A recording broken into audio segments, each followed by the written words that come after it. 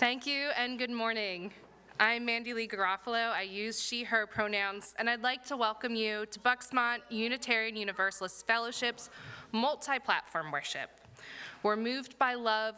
We share lifelong journeys of growth, wonder, and healing, nurturing wholeness in society and spirit, creating a community of justice and compassion. I'd like to give a welcome to everyone joining us online and in person today, members, friends, and those who may be newcomers to our community this morning. If you're new to Bucksmont and visiting us in person today, please stop by our visitor center in the front hallway near where you came in. There you can also make a name tag for yourself and find more information about Unitarian Universalism, Bucksmont Fellowship, and upcoming events. If you'd like a hymnal or a printed order of service, those are available near the entrance to the sanctuary. If you are visiting us online or prefer digital methods, please email our office administrator, Beverly, to sign up for our email newsletter and to get connected to our congregation. Each week in our service, we offer time for people to share a joy or sorrow from their lives by texting a phone number. This number is shared on screen for everyone now and will be again later in the service. If you would like to see the order of service, details about upcoming services, and other ways to gather with our community, you can find that on the homepage of our website, www.bucksmontuu.org. Whether you are a guest, friend, or member, we're glad you're part of our worship service today. There is a lot happening at Bucksmont, and we'd like to highlight these announcements in particular. Beginning November 5th, we will only be allowing 4 verbal announcements. If you would like to be a part of the solution to our announcement needs, contact Reverend Kevin. The board expresses gratitude to Pat Lathrop for all her wonderful care of the kitchen. Is she here today?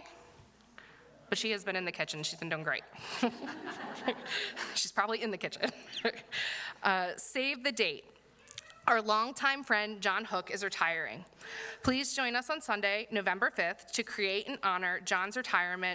to celebrate and honor John's retirement after 40 years of service at Bucksmont. We want to express our appreciation for his work with our community and wish him fun travels and time for new pursuits. Our little free, diverse library opens its doors. Please join us for the ribbon cutting and public dedication on Sunday, November 12th, immediately after the service. The yearly craft fair is coming. Anyone interested in selling their crafts or other made items, please contact Laurie Brooks. Her email is in the e-voice. Join us for a Halloween movie and game night on Sunday, October 29th, starting at 5 p.m. See the e-voice for more details. And now we will have a special announcement from one of the many committees that make up our community. Good morning. I'm Jeannie Bellavance, your friendly Bucksmont librarian. I use the pronouns she and her. You may not have noticed, but we do have a very extensive library at Bucksmont right across from our new kitchen. The library was established to help support and promote Unitarian Universalist values and other issues that come our way. The library contains books such as History of Unitarian Universalism, books on world religions, both current and ancient, issues concerning us such as LGBTQ rights, climate change, civil rights, human rights, women's issues. And the library is open for all to use. It's easy to find out what books we do have because we have an online catalog. The online catalog is located through the Bucksmont Unitarian Universalist webpage. If you go to the webpage and you see the tab saying Deepen and Learn, you will find the link to the library. But to keep the library update and running, I'm looking for a few good people to help me. Process books and shelf books. No experience is necessary. I will be happy to teach you how. I am planning some work sessions later in the year. Come once and help, come several times. Your help will be greatly appreciated. I will have these dates publicized in the newsletter, but on December 10th, we are having a committee fair and I'll have sign-up sheets for them. So I hope to see you in the library. Thank you.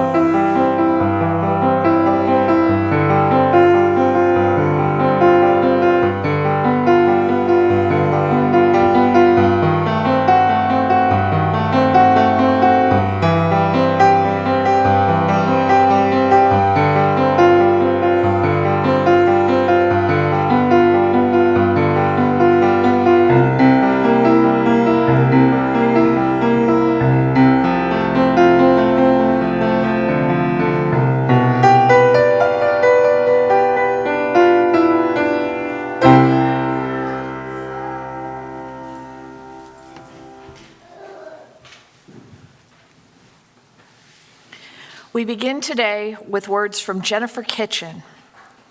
Come sit by our fire and let us share stories. Let me hear your tales of far-off lands, wanderer, and I will tell you of my travels. Share your experience of the holy with me, worshiper, and I will tell you of that which I find divine. Come and stay, lover of leaving, for ours is no caravan of despair, but of hope. We would hear your stories of grief and sorrow as readily as those of joy and laughter, for there is a time and a place and a hearing for all the stories of this world. Stories are the breath and word of the Spirit of life, that power that we name love. Come, for our fire is warm and we have seats for all. Come again and yet again. Come speak to me of what fills your heart, what engages your mind, what resides in your soul. Come, let us worship together. This is a free, creedless religious congregation. In the discipline of truth and the spirit of universal kinship, we join together in a cooperative quest for religious and ethical values, seeking to apply these values to the development of character, enrichment of the spirit, and service to all. You are welcome here. Whoever you are, whomever you love, whatever the color of your skin or your country of origin, no matter your gender expression or gender identity, whatever your age, however you define family, wherever you are at this time, you are welcome here.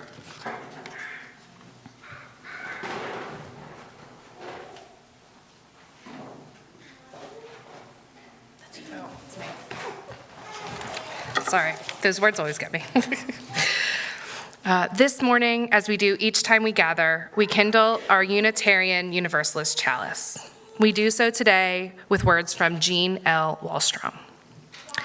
In this small flamed well, the beacon light of lanterns guiding travelers home, the warmth of hearth fires tended through the generations, the transforming energy of furnaces, and the power and life of our sun. May these blessings, warmth and light, and life-giving energy be kindled in each of us.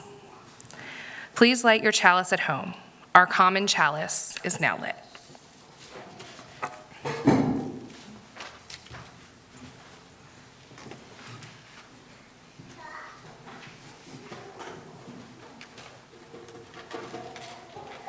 Good morning.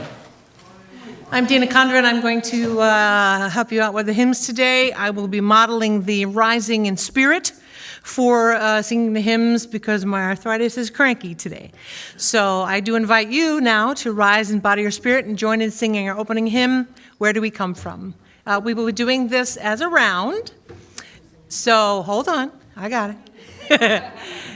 So we will begin together so that we can be comfortable with the song, and then we'll do into 3 parts. This group is with me, the middle section is with Margaret, and the far section is with Jeannie and Heather, okay? Give me a picture. All right, here we go. Where do we come from?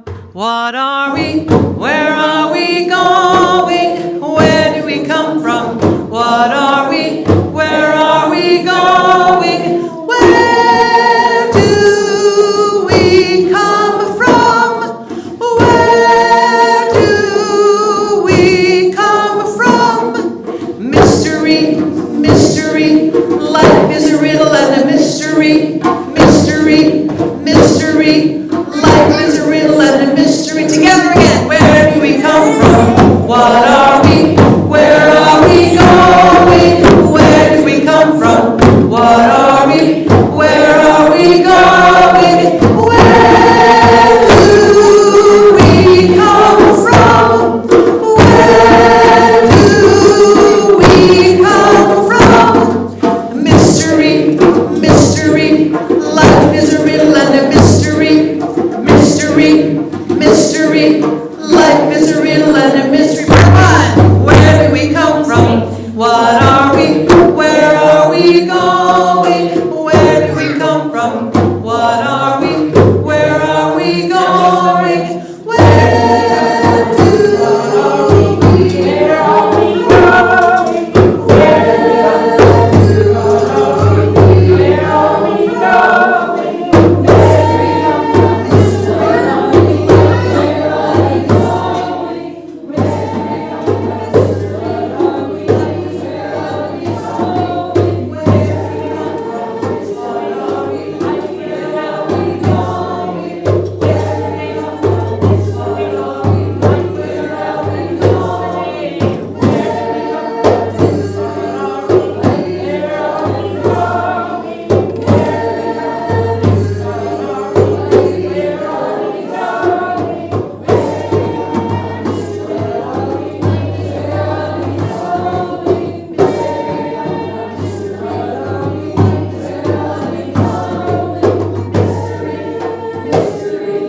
Life is a riddle and a mystery.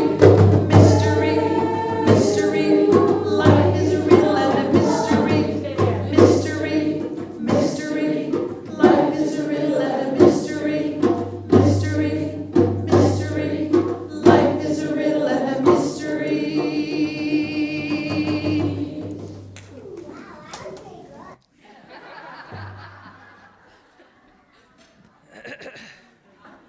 What'd she say?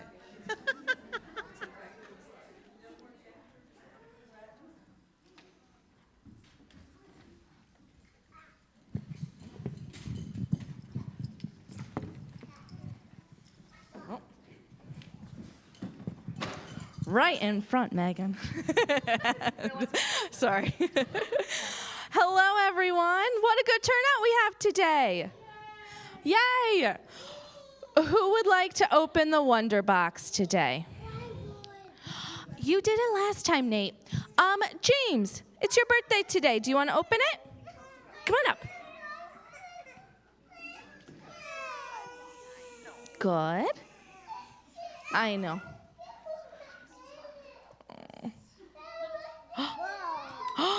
What is that? Who knows?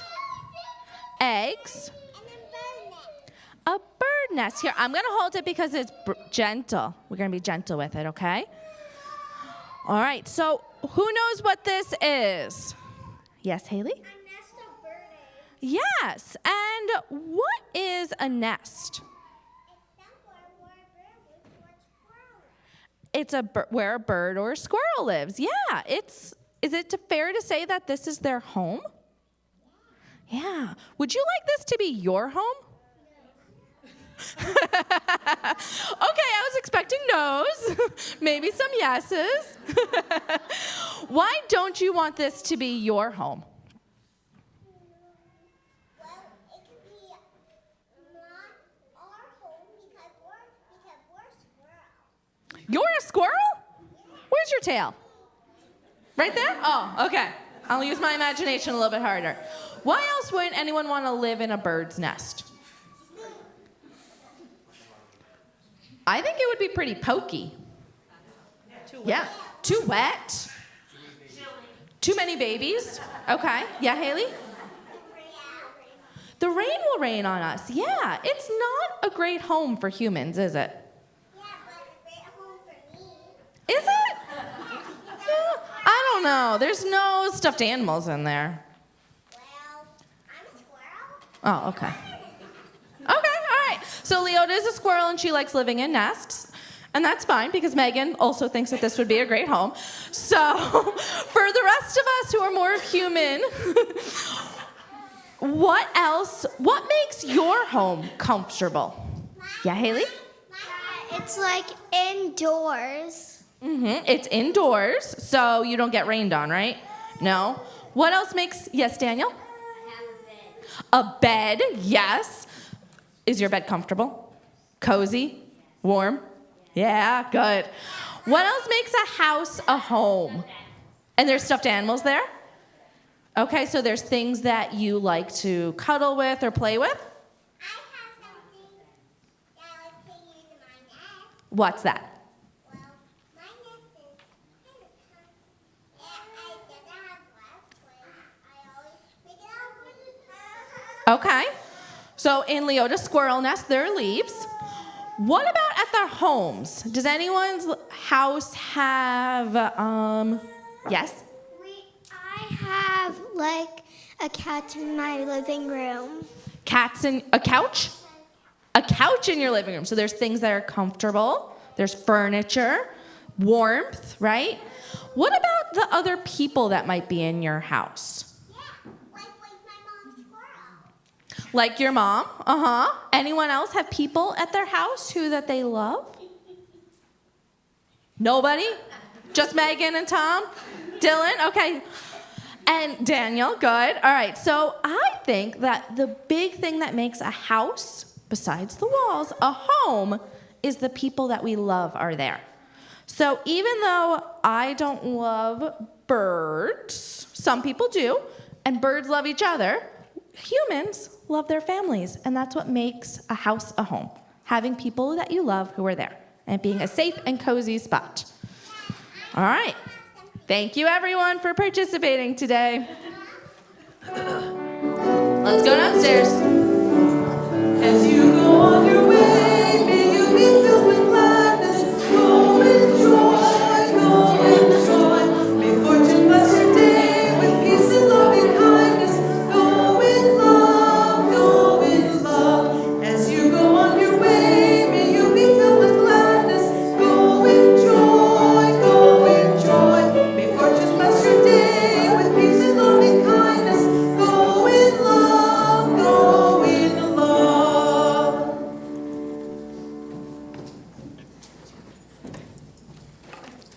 The offering in liberal religion is a vital part of our history of faith. As a covenanted community, people who freely choose to be here, our voluntary giving is symbolic of that freedom of choice. Each week at Bucksmont, we share our offering with a different cause or organization in the community. For the month of October, we are sharing with Apartment Partners. The apartment we sponsor will soon be welcoming a new family. We will be providing a welcome basket of items needed to get the new family started. Through the year, we will be providing holiday meals, gifts for all family members at Christmas, and various items throughout the year. Our donations have made a difference in the lives of many families through the years. We ask that you participate in our morning offering in one of these ways. You can write a check out to Bucksmont and mail it to the fellowship. You may donate online now or at the end of our worship service, or you may place your donation into one of the baskets as they are passed. We will now receive the morning offering.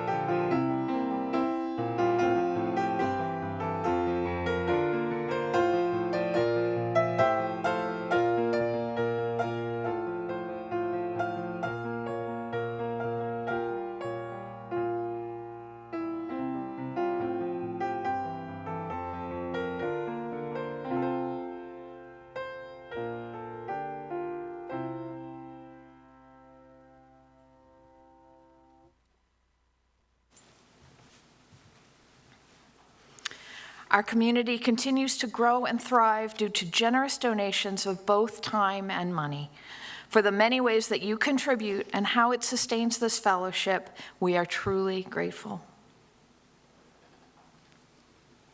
This morning's reading is concerning hobbits from the Lord of the Rings, Fellowship of the Rings, screenplay by Peter Jackson, adapted from the works of J.R.R. Tolkien.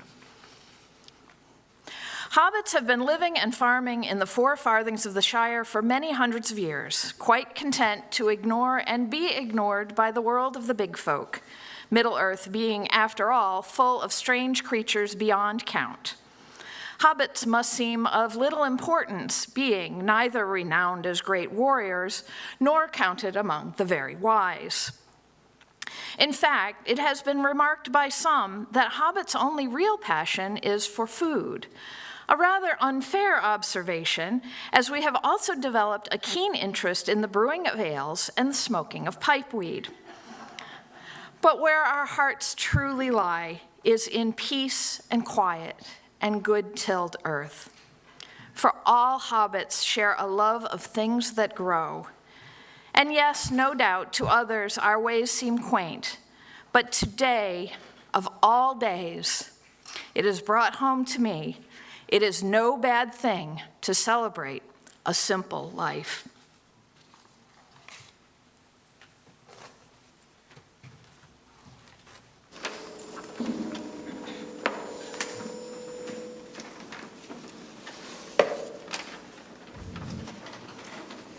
So we'd like to invite the congregation to join us in the singing of the anthem. It is Dona Nobis Pacem. If you don't know it, that's fine. But if you do know it, we hope that you join us. So what we'll do is, we'll run it through each section twice as a way to practice, and then we will break it in two parts. You'll be with me, and the choir will take the second part. Okay? So you do not have to stand for this one.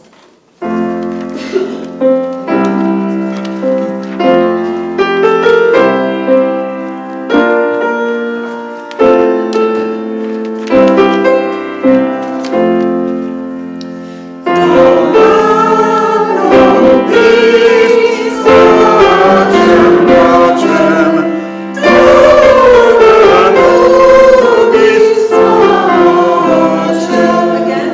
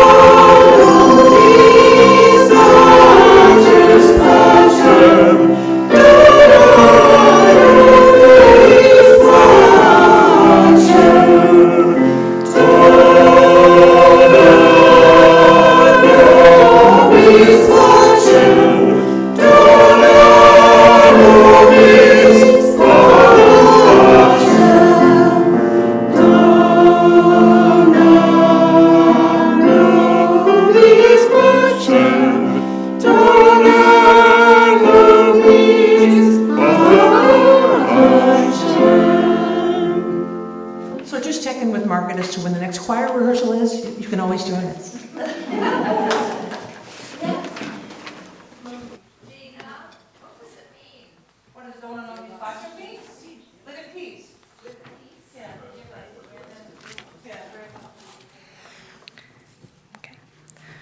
This morning's second reading is How to Tell If You're Infected from Barnhart by Jenna Wogenrich.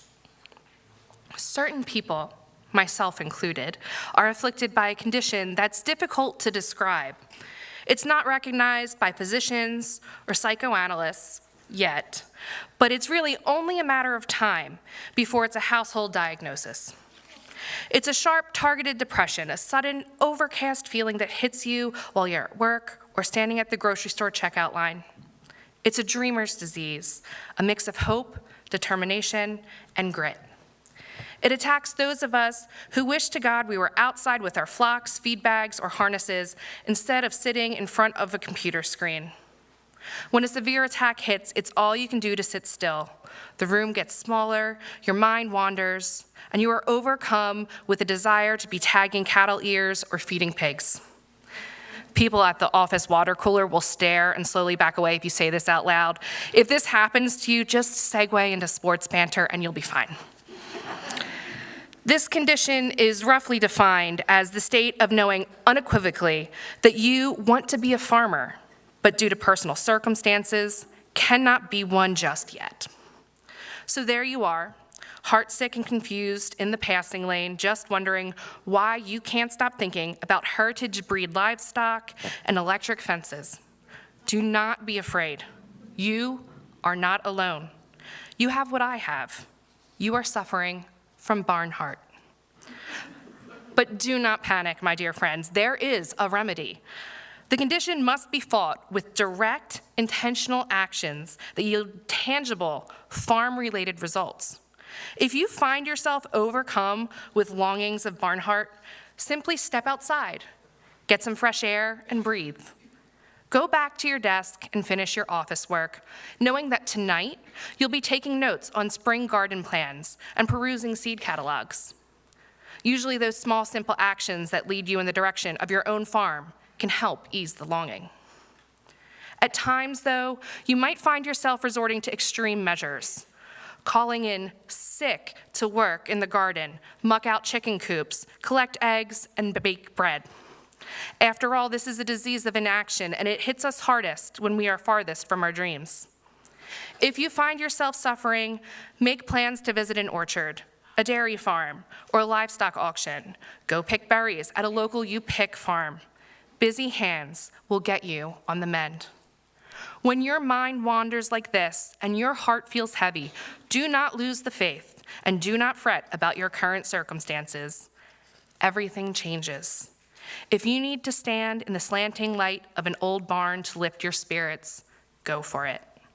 Perhaps someday you'll do this every day. For some, this is surely the only cure. I may be such a case.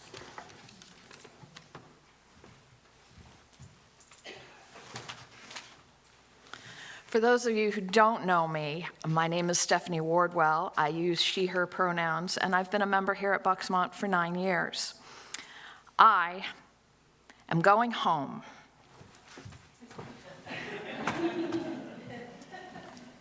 But seriously, I am going home after 8 months, after 2 years, after 15 years, after 25 years, after a lifetime.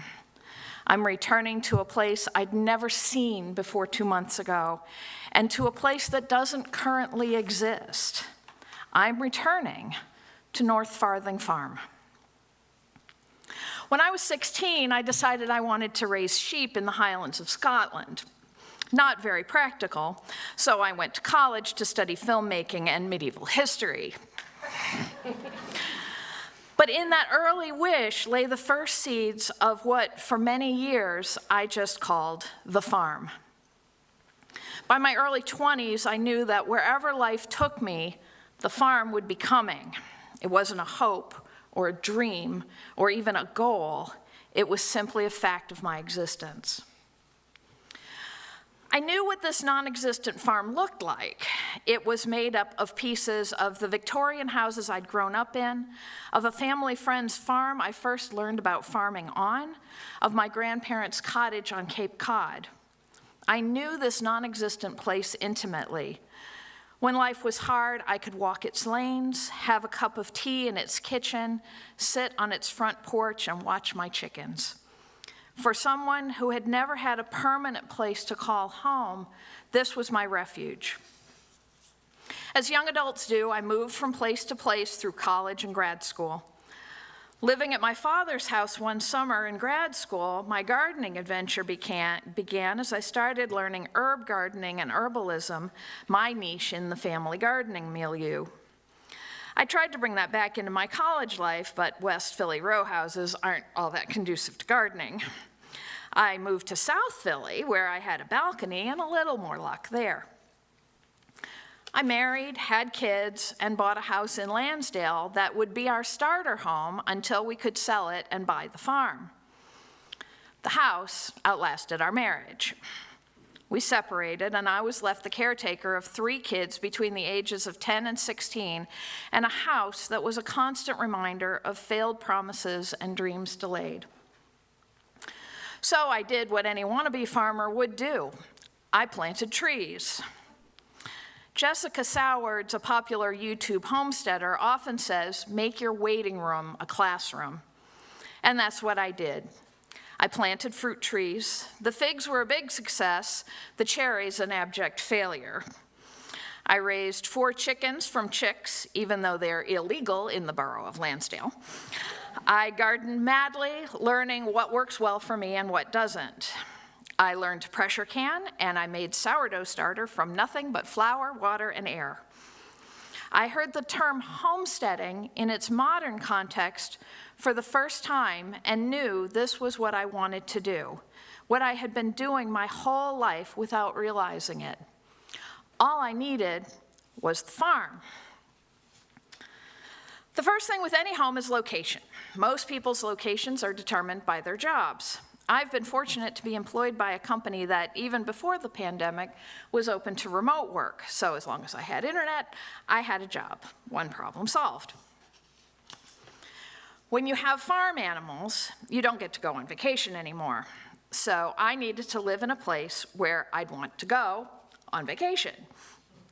Woods, mountains, water. My initial options were down East Maine or upstate New York. A visit to Acadia National Park, while beautiful, highlighted to me that Maine was just too far from the people and places that I loved. So upstate New York it was. Central New York seemed ideal. They had winter, but not Buffalo levels of winter, and were still within reasonable, if not convenient distance to Philadelphia and Manhattan. In that area, I found 3 Unitarian Universalist churches, one in Utica, one in Binghamton, and one in a small college town called Oneonta. I was worried about getting lost in a bigger church, so I checked out Oneonta and found a community very similar to Bucksmont in size and in personality. This could be a place for me, a home. Finally, it was time. I started divorce proceedings, which hit snags and dragged it on, and I started talking to realtors in the New York area. Our property settlement listed the realtor we were to use to sell the house here, so I got in touch with her. The final divorce decree came through in February, and it was go. My ex and I scheduled a week off of work to clean house and do repairs to get it listed. I booked a storage and moving container to come so I could get my stuff out of the house and out of the way. I scheduled with the realtor to do the photos for the listing. And then disaster struck. Losing a home to a disaster, even a home you no longer want, is traumatic.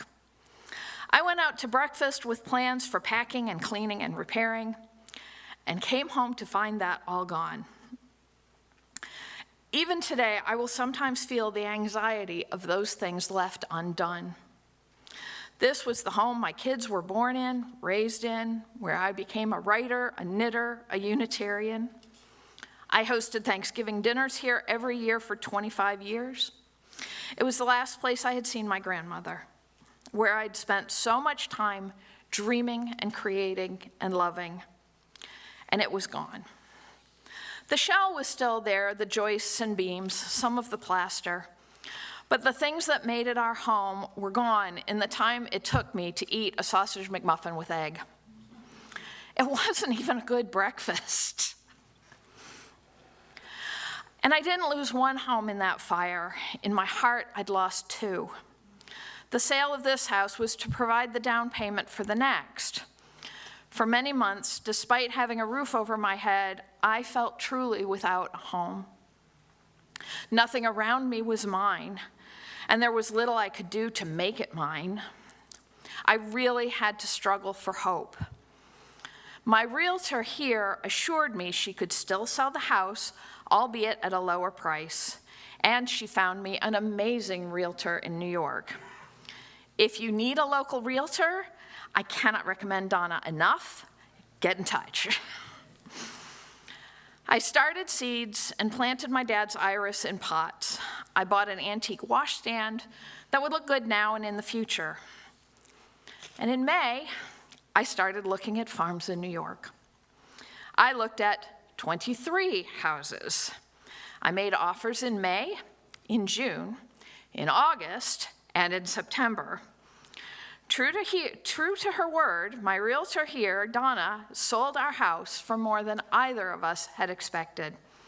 And finally, as I was starting to give up hope, on September 9th, my offer was accepted. In that instant, I had a home again. It's not a home yet, but it will be. Even though they won't be living with me, my kids will be with me for moving in and through Thanksgiving. My friends here came up with me for the closing and my initial night in the house on Friday night. I've planted my dad's iris in the flower bed where they should bloom next year because I clung to hope and planted them this year. I'll be up there every weekend until moving on November 11th, starting to shape it into the home I've waited for, and apparently replacing the toilet already, because surprise, I own a house again. I'll stay for church those Sundays at the UU Church in Oneonta to start building community. And after Thanksgiving, well, I'll be back here, closing down the apartment, helping Xander move into his new home, and going to the big board gaming convention in the city. I will be equidistant from Philly and New York City, but my heart will always be here. A building, a town, a place is just an anchor for home. It's the things you tie to that anchor that make it home. Home is where you are loved and at peace and find meaning. My home will always be in those places in my past that I found joy, even in those that are gone or changed beyond recognition. It is where my mother, my siblings, my kids are. And it's here. This community has been my home for the last 9 years, bringing me peace, guidance, and friendship during what has arguably been the most challenging decade of my life. The number of you who had already heard this story, who were supportive, excited, even invested in this journey, astonish me, lifting me up when I considered giving it up and taking a safer path. Thank you all for your generosity and compassion. In the words of Bilbo Baggins, I know half of you half so well as I would like, and I like half of you half so well as you deserve. Continue to be as kind to each other as you have been to me, and if you are ever in the Cooperstown area, look me up. I'll be at home on a far green homestead.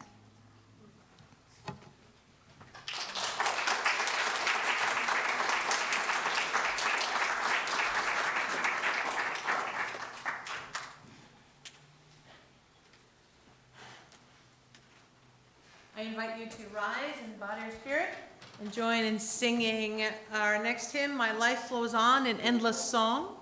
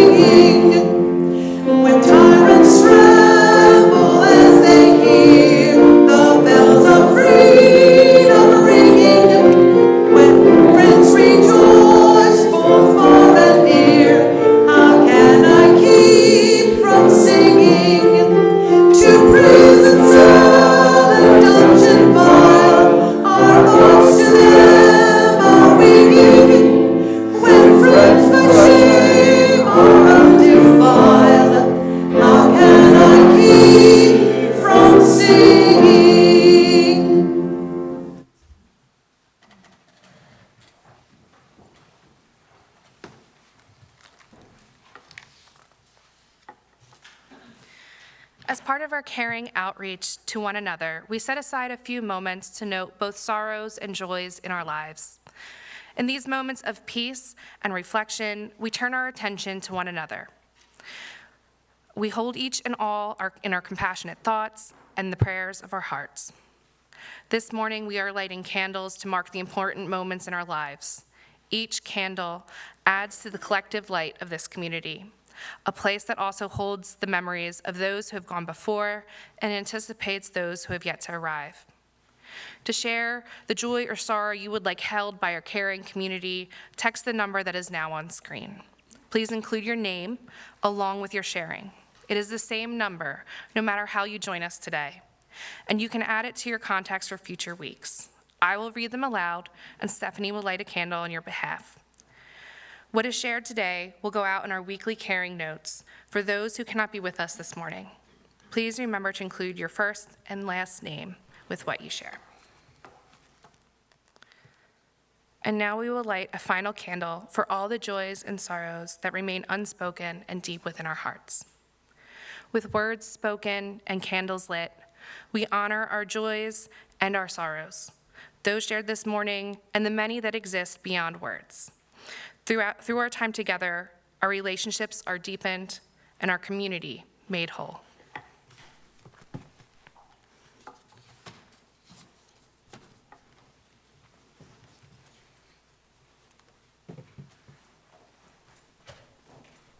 Now I invite you to rise and body your spirit and join in singing our closing hymn, We'll Build a Land. If you're using the gray hymnal, it's number 121.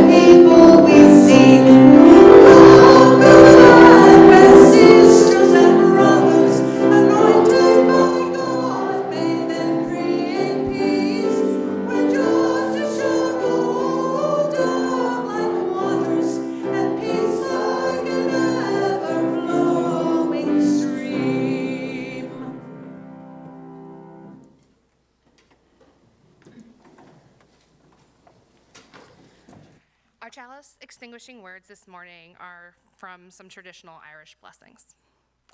May the road rise to meet you. May the wind be always at your back. May the sun shine warm upon your face and the rains fall soft upon your fields.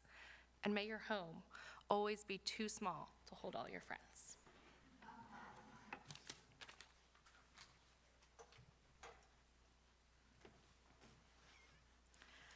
As our community departs from this service, may we remember all who came before. May we imagine all who will come after. May we honor all who are present with us here and now. In our time together, we create this community, one of promise, one of commitment, one of home. In our time together, may each of us become a sanctuary for all we meet on the journey. May we go together now and return again.